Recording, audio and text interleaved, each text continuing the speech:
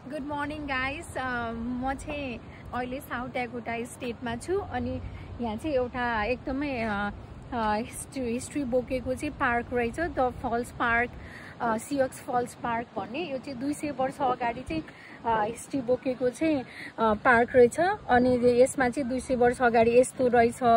अनि यहाँ पनि अनि यसलाई चाहिँ यो चाहिँ क्वीन बी मिल भन्नेले चाहिँ बनाएको रहेछ होइन। अनि अहिले यहाँ देख्न सक्नुहुन्छ तपाईँहरूले, यस्तो मजाले बिग वाल लाएर चाहिँ यस्तो मजाले उनीहरूको हिस्ट्री 200 वर्ष अगाडिको हिस्ट्रीलाई पनि अहिलेसम्म प्रिजर्भ गरेर राख्नु भनेको त कति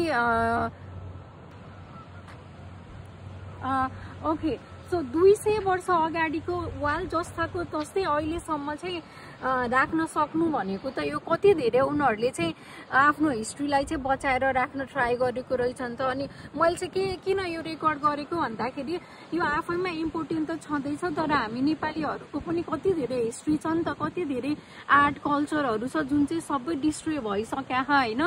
मैले चाहिँ यो पार्कको बारेमा किन भनेको भन्दा स्पेसियली अरू पनि धेरै पार्क छन्, तर यही पार्कको बारेमा भन्नुको चाहिँ मेन रिजन चाहिँ 200 वर्ष अगाडिको वाल पनि जस्ताको त्यस्तै राख्न सक्नु भनेको उनीहरूले हिस्ट्रीलाई चाहिँ कति प्रायोरिटी दिइरहेको छन् त होइन अमेरिकनहरूले। त्यो कुरा चाहिँ हामी नेपालीहरूले पनि के गर्न सक्छौँ भन्दाखेरि कति धेरै आर्ट कल्चरहरू बिल्डिङहरू हिस्ट्री बोकेको के अरे छन् नि त हाम्रो नेपालमा नि। जस्तै हाम्रो नुवाकोट दरबार भयो होइन, गोर्खा दरबारहरू भयो, दरबार मात्रै नभएर अरू कति धेरै आर्ट कल्चरहरू भक्तपुरमा भएको कति आर्ट कल्चरहरू भयो, त्यो चाहिँ डिस्ट्रोय भइसकेको छ।